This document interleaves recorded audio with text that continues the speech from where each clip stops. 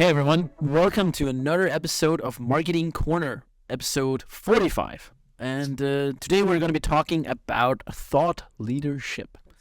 The holy grail of everything you ever wanted to know or everything you ever wanted to achieve as a marketing person.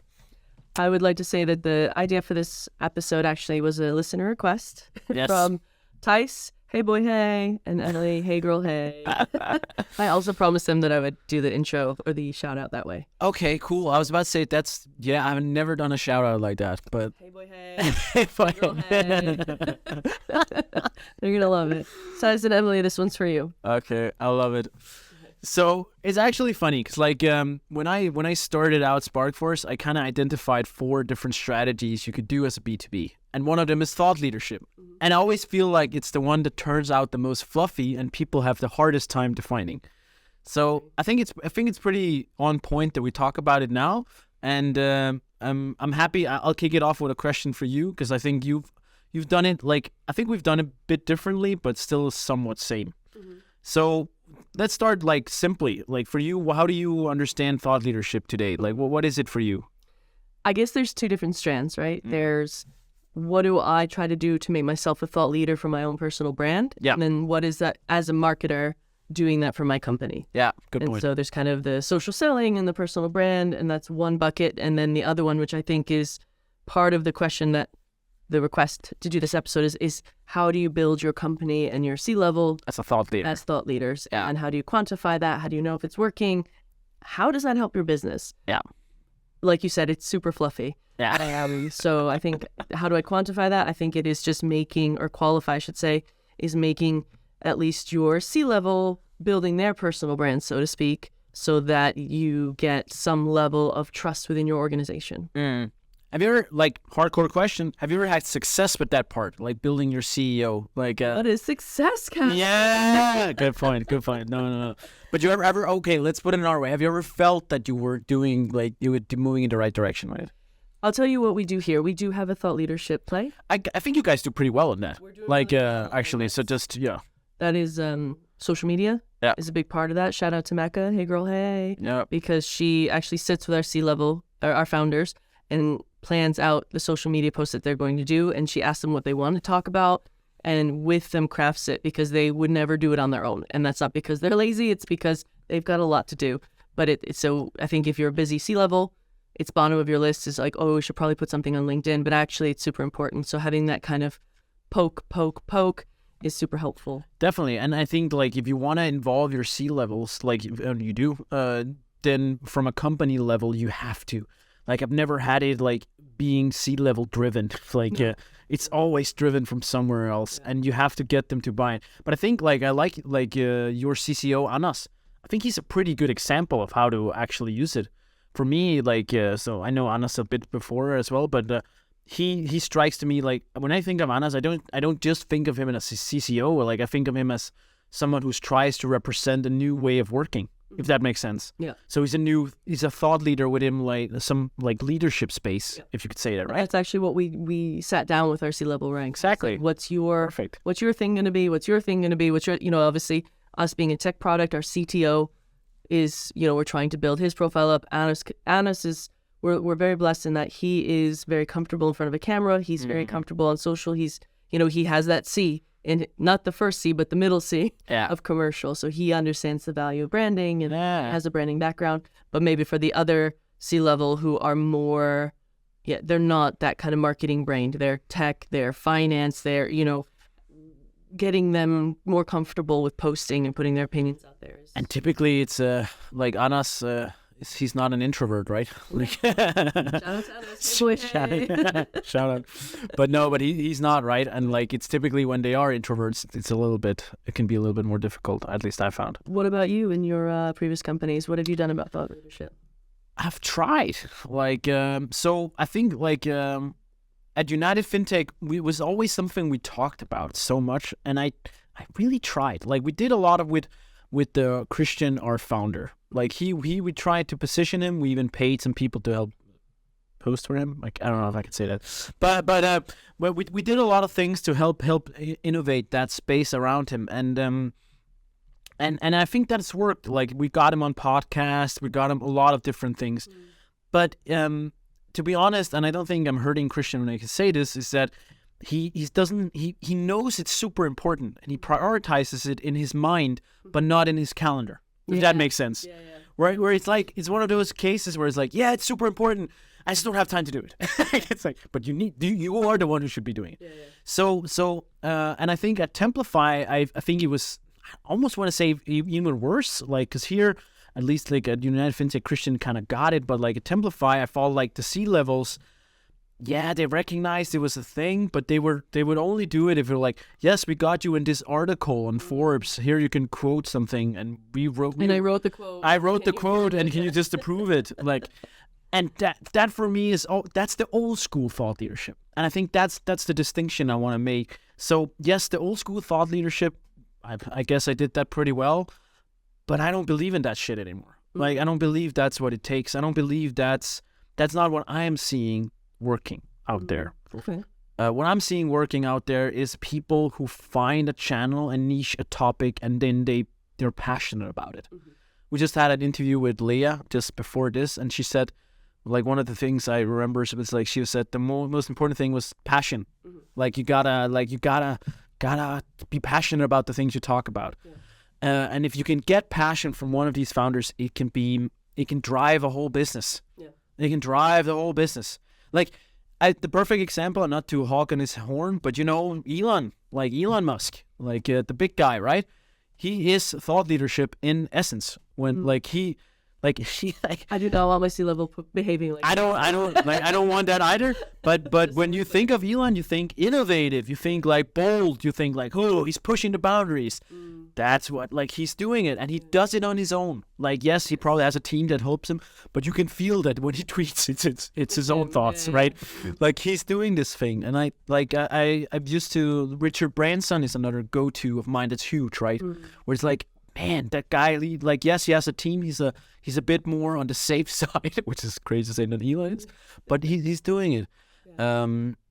So I've seen it work. Like, I've seen a lot of new startups. I think I think Butter is a good startup that I was thinking about recently, where like the founders, like, all in your face, posting a lot of time. I'm in a network group with a guy called Christian from Soyos. It's like an HR SaaS platform. He's all over LinkedIn, and he's like showing the way. Like, and it's funnily enough, like, those companies also do well. Like, it's not like like things are correlated.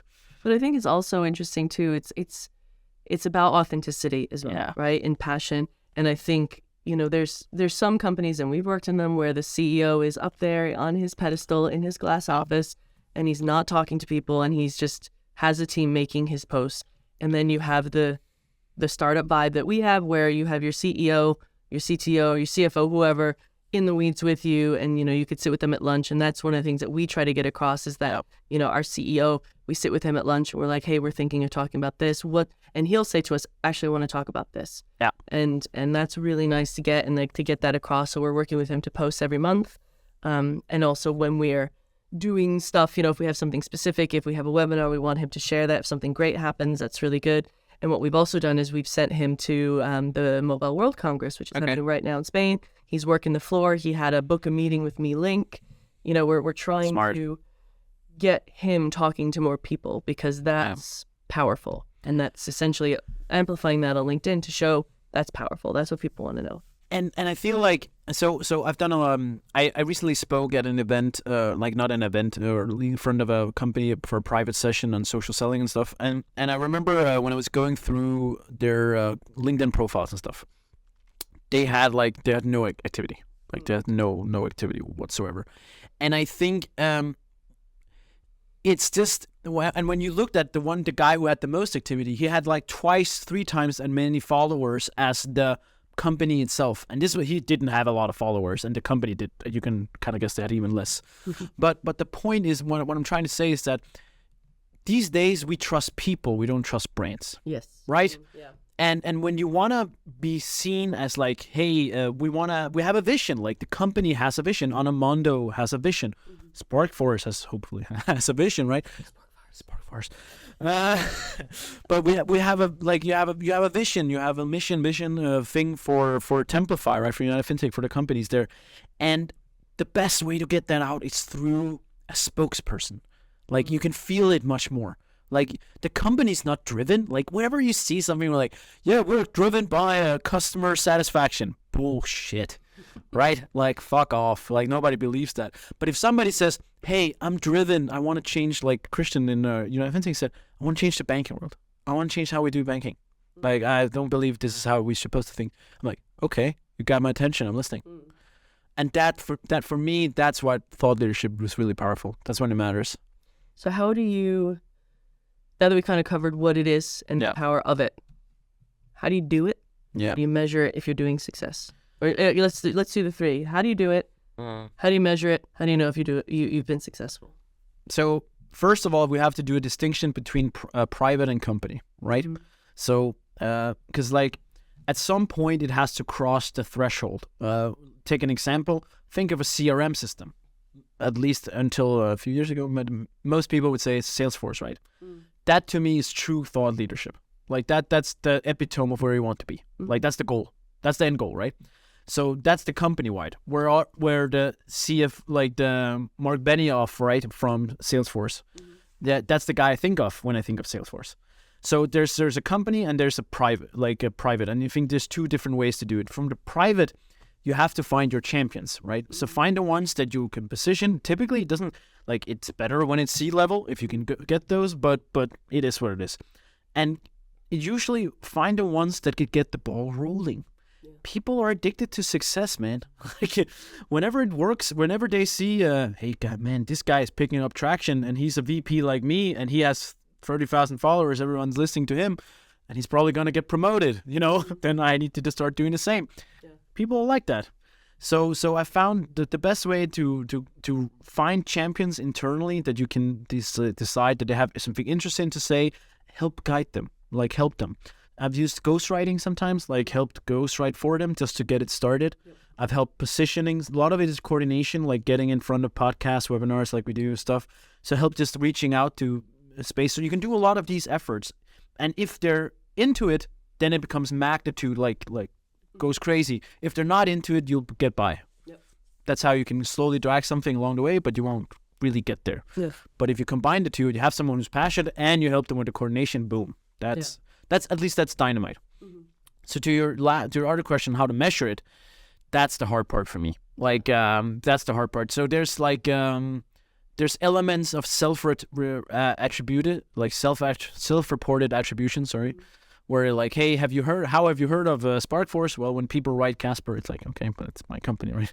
But hopefully in the future, when we're 50, 100 employees or whatever, and they still write Casper, then we'll know, okay, whatever Casper he's doing, it makes sense. I think the same goes. But at the end of the day, that's pretty hard to do. Like, so I think it's one of those things. So like, if you can see you gain traction on a channel, like, and it's the right kind of traction. We talked with Leah about followers, right? If you feel like, hey, we put Anas, he's getting traction, he's getting more followers, we're getting more engagement when we put him in front. I think that, for me, that's enough.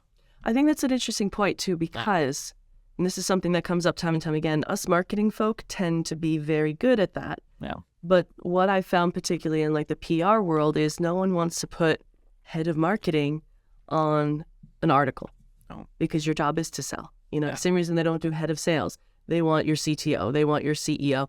And I think that's an interesting point of when you try to find your champion, I think they also have to fit into who you're trying to attract. Yes. So what you're trying to achieve, essentially. Exactly. Right? Yeah. And that's the issue that we have is that we are a very tech-heavy product. We want to talk to embedded engineers and solutions architects. So if we throw a branding guy out there who's very good on camera and very charismatic, that as soon as I see commercial, they're probably going to go, Yeah.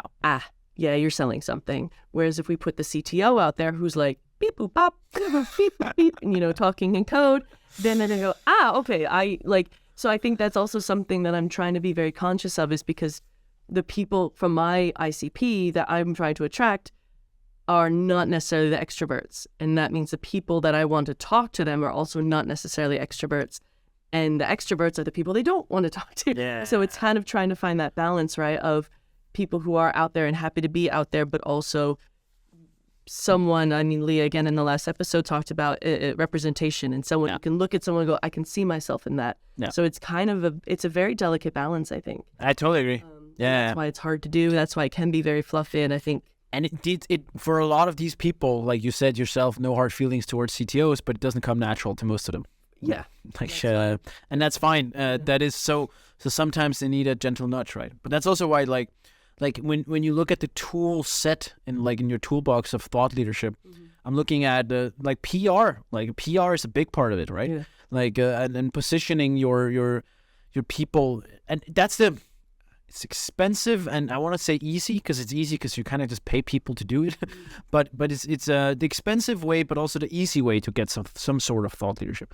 I don't truly believe it's the proper thought leadership anymore, but I have seen cases. We did some with United FinTech where we got them in some magazines, and I was like, nobody ever reads that magazine. And then there was a guy who was like, yeah, I saw your person in this magazine. I was like, how do people apparently do read this? But okay, whatever. So I admit I was wrong a little bit. Well, just a little bit, but just tiny bit. Tiny bit.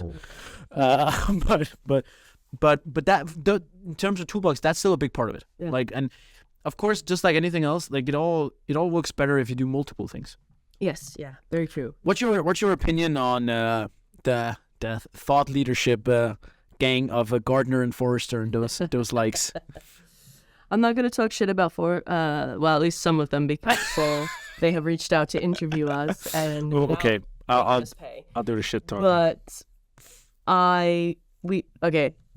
back in the archives, in the Marketing Corner archives, it was one of the first episodes. Yeah, we talked about it pretty. Analyst reports. It's been a while.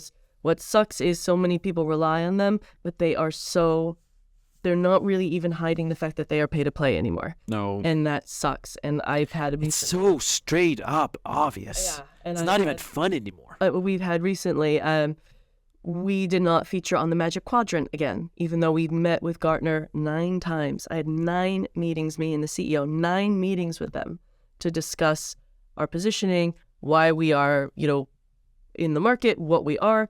And they said, okay. And like, now here we want to talk about our services. The price tag was $70,000 to $100,000. Yeah. And we said, bit steep for us, but thank you anyway, but we'll keep you in mind. And guess who did not appear on the Magic Quadrant this year? And you can insinuate whatever you want, but come on. They say it's not pay to play, but come on, 9 hours of my CEO, my time, and they still couldn't figure out where to place us. Yeah. And that's not me being sour grapes. That's me knowing we're shoulder to shoulder / above a lot of people who ended up on that quadrant. And what worries me, like, I'm not that worried, but what worries me is enterprise customers, the people who want to get in front of, unfortunately look to that sometimes and put a lot of emphasis on that, meaning that you're good. So much. Which means you can pay for it, and that's the important emphasis. I think we talked about this in the episode we did way back when, but it's like I've also felt like, I remember actually I did a post on LinkedIn about it back then, and one of the answers was like, and I thought a lot about this, and we're like, Gardner and Forrester gives you the corporate thought leadership. And what I mean with that is just when you're in the sales process, when you pick a vendor who's in the Magic Quadrant by Gardner, it's like nobody ever got fired for buying IBM, right? Or Dell, right? I think that's the quote. And it's the same thing. Nobody ever got fired for buying someone who's the leader of the Magic Quadrant. You don't get fired for buying that because you did your best. They're the leaders. I bought the leader. Come on, guys. I can't get fired. Look at my PowerPoint, right? But I think that falls into, that's not thought leadership. No. That's pay to play. Let's be real. The difference, unfortunately. Yeah, and it's the consumer, right? How do they differentiate? Because if they're like, they're in this report and they're on the Magic Quadrant, they must be thought leaders. Bullshit. That means they dug deep into their pockets and they have to return on that investment. I truly believe so, right? Like, they might sue us for this, but yeah, whatever. Take us down. Prove me wrong. Yeah, no. Prove me wrong, Gardner. Prove me wrong. Oh, Jesus! Here we have the TikTok. There it is. I'm looking at you. Look at me. Raph, zoom in. I wrote you an email, Gardner, asking why we were omitted again. 9 meetings. 9 meetings of my life in the summer. And you left us out, and you have not responded to my email about why. Yeah, exactly. Yeah. Anyway. back to thought leadership. Measuring. Yeah. For us, one of the things we track is obviously followers on LinkedIn, engagements, activity. We do self-reporting attribution as well. Where did you hear about us? We also see, we do have a PR agency who help us get in front of people, who help us get these articles. So we also keep track of kind of how many of those come out. Yeah. I am also going to do a little humble brag, but I was in Wired. I don't know if you caught it. You haven't said that. I haven't seen that. You were Wired? I put it on LinkedIn. I didn't see that. Sorry. So we had an opportunity to talk about Wired, and it was a really cool. Our PR agency's like, someone's looking for someone to talk about how you increase tech efficiency. What? In Wired. And I was like, I'm in. Jump. Gather around. And I had like an hour to do it. And the tech team were like really helpful. And I did this, bloop, bloop, bloop, bloop, bloop. And I did kind of, here's what research suggests. And I did like desktop research, like, hey, ChatGPT, what do people think about this? And then I interviewed like what we do at Automundo, what I do with my team, what the tech team does. Because it kind of does a little something different. I sweet. That. And they quoted me. And Fuck yeah, Jen. So I got Wired. It's in Wired. Getting shit done, people. Take note. Done, and I did it in an hour. So, but does that make me a thought leader? Probably not. No.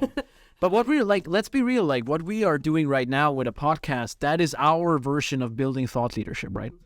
So for me, like I know we call it thought leadership. For me, like sometimes I also think about it just as a role model. Becoming a Leah brought it up as a term before, and I kind of like it. Like we're building our own role models, if that makes sense, right? And what we're doing now as a podcast creation, like we're doing the podcast here, that is our version of building thought leadership, right? Yeah, absolutely. That's a very real version of it. Like I would love my CTO to start his own podcast, but that's probably not gonna happen. We'll facilitate it. I'll even help. I don't even know. I'll do it for free. Come on in. Yeah. You know where the studio is. Yeah. No, but it's cool. I've also thought like you can also do stuff like so ghostwriting. I've done a bit of in the past as well, but also doing building huge content pieces for thought leaders. So we've done, I call it blockbuster pieces of content, like huge pieces of content. Mm-hmm. But you can also do smaller guides and ghostwrite them for your thought leader. So be like your CTO, here's a guide written by me, right? I've written a 10-page guide on how to track cows. We're back on the couch again. Sorry. I had to do it. I fucking had to do it. No, but anyways, point being, like having this like... and ghostwrite this like guide and put his stamp on it. That's also a really good way, especially if it's a good guide. Yeah. No, you can actually put some effort into it. Right now, I don't think we attribute internal, white papers and stuff like that. It's just kind of Automundo. Yeah, exactly. That's the point. Do you, when it comes to measurement, because thought leadership is an investment, right? Yes. Definitely in time, if not also financially, if you have a ghostwriter or something like that. How do you know if you're getting return on that investment? Maybe.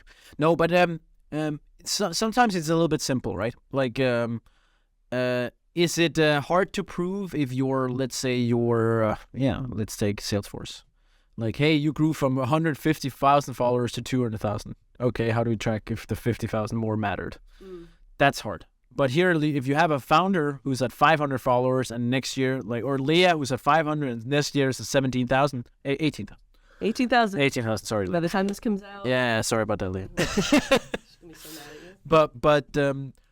But how I would measure it is if they get more traction on their posts. So if they're seen more by the stuff they put out. So naturally, you can also measure the traction on the actual stuff they put out. Mm-hmm. So not only is the stuff that live, but if they suddenly share links, you can actually measure the traffic there. But you could also just look at the actual amount of people who write to you on LinkedIn or Twitter or whatever platform you're on. And if that number goes up, then you're doing something right. And I hate to be the boring version, but that's kind of how I've been doing it. That's how I've been doing it with my I remember at United FinTech when we started doing some things, he at some point was like, I have too many people writing to me. I think we need to slow down. It's like, okay, good sign. Wow. Okay. Good sign. Yeah, it's good. Yeah. Good shit. We'll slow down. Yeah. But that's when speaking of which, when I said with them going to the Congress, book a meeting with me now, the amount of people who want to meet with him is we had to get a BDR to kind of filter it. Exactly. So that's obviously a good sign as well. That's a good sign, because like I don't think it's not like we measured in an ARR, right, or anything. That's the thing. Like we don't measure it in the same way. So in MQL, it's yeah. And that's fine. Some things don't have to be. But is it important? I think so. I have this like so people can't see this and I can't really draw it either. But usually I have this where I kind of try to categorize your initiatives, right, and your thought leadership initiatives, and I always put that and say like, hey, this is your 5-year goal as a company, and I always call it 5-year. And sometimes I just do it just to frame it, because like this is the stuff that takes the longest time, with the best ROI once you get there, but the longest time. Like you can do thought leadership for 2 years and feel like, okay, we're not really moving the needle. Maybe that's because you're doing it wrong. but you could be like that. And I remember we did it at Templify, and when we started, we were 30 employees, and it was only when we got to like, the 300 employees after 3 years that we were like, okay, now we're starting to have something here. Yeah. It feels right now. But again, prove it in maybe. Yeah. But we was started so time frame wise, this is the most, in my opinion, the one that takes the longest time to do. It's also the most long lasting, however. That's important. And that's, I think, that's my kind of metric or like scale I wanted maybe people to show. But you can do Google ads, right? And you can get some results tomorrow. Give Google $1 million and you'll get some results tomorrow. Where if you get, hey, this thought leadership program, $1 million, and be like, when do we get results? I have no idea. In 5 years.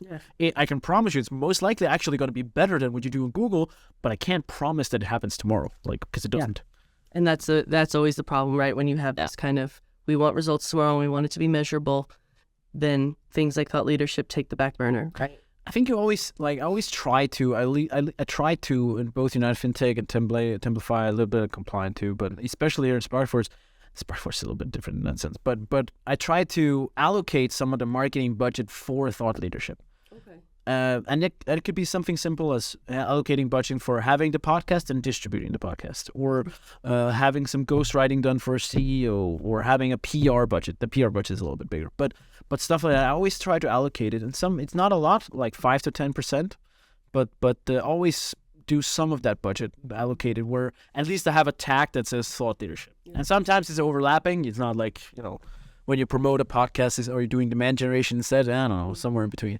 But my point is, always try to at least have some sort of tag on saying like at least an allocation of 5 to 10%, something like that. Okay. Typically more 5% than 10, but yeah. Interesting. Yeah, right now it's bucketed into branding. Yes. So the branding budget. But then, maybe people, especially my social media specialists, going how much time do I put towards this? Yeah. And then put towards this and put towards this and employer branding and all, and so within that scope, we also have to kind of carve out in terms of time, how much time are we spending? And it is a strategy thing. It's a very strategic thing, right? I feel like you have to be smart about what you do because you can't do everything. Yeah. So you have to say like, okay, what are the things we're doing? Okay, we're positioning this guy to talk about these things. We're going to do PR, we're going to ghostwrite for him on LinkedIn, and we're going to get him on podcasts. That's what we do. Because if you have limited resources, pick a few things. And like now you have a toolbox of things we talked about today that you can do and go crazy. But I think the most important thing is just you get the person involved. Yeah. If you can get him involved, everything's just easier. Yeah. Get them excited about it. Get him excited. Them wanting to at least give you half hour a week of like, here's what I want to talk about, and then someone else can write it, check it. But and I think I think getting them involved. I don't want a C-level going, I never said that. Like, no, it's super. I've had that experience that like and that. I've had that with PR too. Yeah, they'll just be like, this quote he gave us isn't really what we're looking for, so we're just gonna change it. Yeah, exactly. Yeah. We're running close to the end of time. Yeah. Final thoughts? Invest in thought leadership. Pick 1 or 2 strategies and then invest in those. And at some point, it depends on your journey. Maybe if you're a huge corporation, you probably need to invest more in it. But if you're a young startup, pick 1 or 2 disciplines and like, hey, this is how we get our vision out to the world. Yeah. Like, this is how we want to build it. These are the people we're betting on a little bit, typically the C-level. Also, the reason when you want to bet on C-levels is typically also those are the ones that don't go anywhere, especially founders. Right? Like, they might leave for other reasons, but you want to invest in someone who's sticking around with the company. That's also the thing, right? Like, and is kind of the face, right? it's the face of the company. Yeah, exactly. So I've done a lot of that both, and I think it works, but it takes time. It's time consuming. It's hard to measure, but it definitely matters. And I think maybe just to add on that in terms of small steps is get your C-level CEO, CTO, whatever, to commit to giving you a half hour a week, to posting once a week. Once a day is a lot, but, getting them on some kind of schedule, getting some kind of topics and aligning those with what marketing are talking about, what's happening in the market. In other companies, we had our PR agency write entirely for our C-level. Don't really like that because it feels a bit detached, but having them... I don't love it either. Actually, it's kind of like a funny story. When I worked for Trustpilot, I used to do, I would manage the C-levels tweets, all their Twitter accounts. And this was back when Twitter was, I feel like it was bigger than LinkedIn, in Denmark at least. So it was pretty huge, especially we were also operating in the US and stuff, right? And Twitter was really big. So I would write tweets. I would reply to comments on tweets. I think it's a good way, but it's not a perfect way. Like the best way is to do it themselves. It's better than being totally silent. Exactly. But if you can get them to be the ones, that's even better, and own it, then it's going to be more authentic. Right? Yeah, exactly. Cool. Awesome. Thanks for listening, guys. Thank you. Go become thought leaders. Go be thought leaders. See ya. See ya. Bye.